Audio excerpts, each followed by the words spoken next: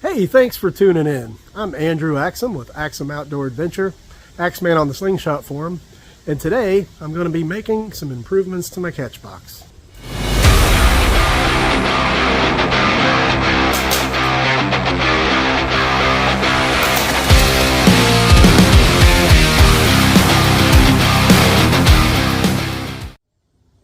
About a month ago, I posted a video of me constructing a Catchbox out of a box that I got from work and some other things I had around the house. If you've watched any of my videos before, you know a common theme is I like to do things as affordably as possible. So the entire Catchbox cost me under $12. Well, I've been using the Catchbox for the past month and it's actually worked out pretty well. But I did want to make a couple of improvements to it. So today, I'm going to replace the old towel that I used in the back of the Catchbox with some ballistic fabric that I was able to find on Amazon. I'm also going to replace the twine that I hang the spinner targets on with a dog tie-out that I was able to pick up for less than $5. Let's go ahead and get started. So this is the Catchbox that I built, and you can see I've clearly been using it for the past month. Pretty happy with it in general. I put the spinner targets on just a piece of twine there, and that's one of the things I want to replace. I wanted to have something that would quick release over here rather than just a knot, so that when I don't want to use the spinner targets, I can just drop them down to the side. One of the things I did put in here was just a hole. Actually put a hole in the very top so that I can slip a rod down through there and down through the angled board that rolls the ammo back, so that I can just stick that metal pole in there, which is just a piece from a yard sign, and hang cans on it when I want. So I have my option of what I want to shoot in there. Also can slip a paper plate down over that and shoot paper plates if I want. The fabric material is just connected at the top with staples, which has actually worked pretty well, but it seems like about every 2 weeks I have to kind of restaple it, sometimes more often depending on how much I'm shooting. So I wanted to try a more permanent solution for that with better material. Okay, I'm back out in the garage and I'm going to show you the 3 items that I purchased to make these improvements with, because that's all I bought was 3 items. I'm also going to share with you what these items normally cost, but how I was able to get them for a lot less. So the first thing I got at Menards was a 5-foot section of 1/2-inch water tubing. I got the flexible tubing. I didn't actually get the rigid PVC, and the reason I did that was because this is going to be what I mount the ballistic fabric on in the top of the Catchbox. I didn't want to use more rigid PVC or a piece of wood. I was afraid either of those, if they took a direct hit, would just splinter or break, and I thought this might have a little more give. Okay, the second item I bought at Menards was this 20-foot dog tie-out. I bought the lightweight kind because I wanted something very thin that I could get the spinner targets on easily, but I wanted something that had a quick release, at least on one side, so I can unhook it, like I mentioned, and just drop the spinner targets down when I'm not using them. So finally, that brings us to the ballistic material itself. I got this on Amazon. It's normally $13.95, and it is a 54-inch wide piece of heavy-duty foliage green ballistic nylon mesh. I'll post a link to the item down in the comments. So the first thing I'm going to do is cut the tubing into sections that I need to sort of form almost like a curtain rod at the top of the Catchbox. Okay, so I got that water tube cut into the 3 sections of 19.5 each that I wanted, and I fastened them together with electrical tape, and this is going to form sort of the curtain rod, if you will, for the ballistic material to attach to.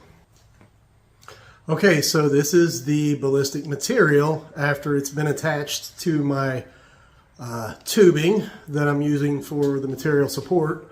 I just cut the length so that it would hang loose on both sides. I don't want the material touching the sides of the Catchbox, and I also cut it so that it would hang loose at the bottom. I want it to hang freely so it absorbs the energy. Now, my plan was just to use one piece of material over the top of this that covered the front and back But I actually have enough left over to do a whole nother catch box. And so I used another piece of this, and I attached another piece on the inside. So there's actually 4 layers there, and they're all kind of hanging loose of each other though, because I think that's going to help absorb the energy better. We'll see, but that's the plan anyway. Okay, so we're in the backyard again, and what I have done is I've just ran 3 screws through this side of the catch box, and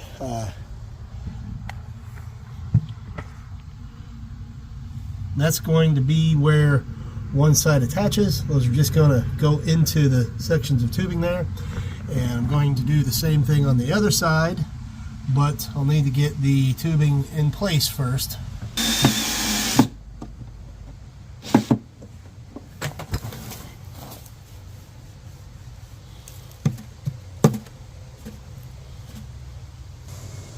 Alright, so this is the fabric installed using the tubing into the catch box.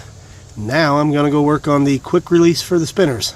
First thing I'm going to do is cut one section of this off.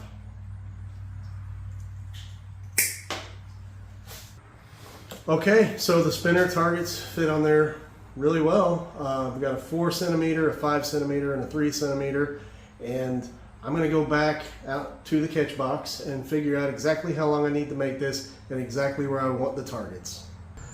Okay, so there is my spinner target hanger, and what I did was just cut the dog tie one end off, and I tied that fairly well over there and used a zip tie to secure it to the eye, and then on the to space the spinner targets out, I just used some electrical tape around there to give them room to slide a little bit, but kind of hold them in place.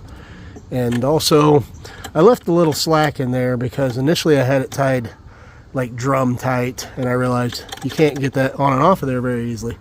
So hopefully that'll serve its purpose. Let's go ahead and give it a try.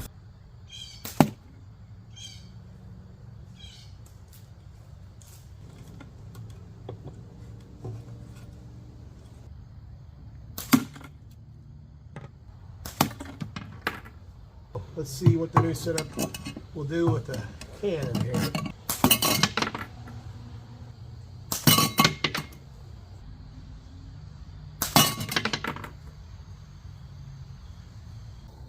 Alright, so altogether, I'm pretty happy with the improvements I made to the catch box.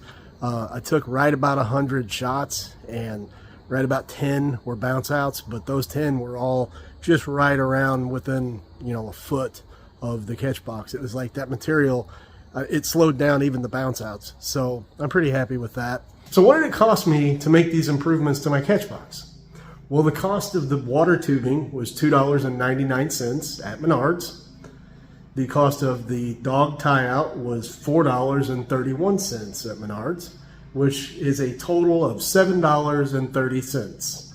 However, I had the rebate coupons that they send you when you do the mail-in rebates. My wife is really good about that.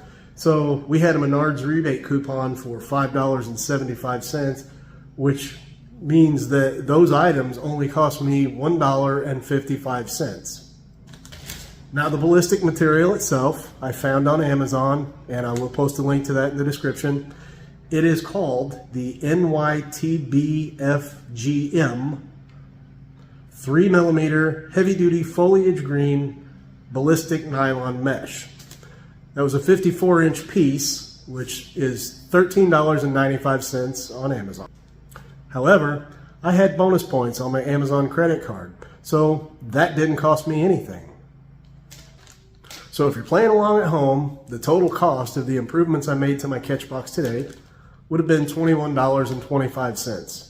But with a little bit of creative thinking, it cost me $1.55.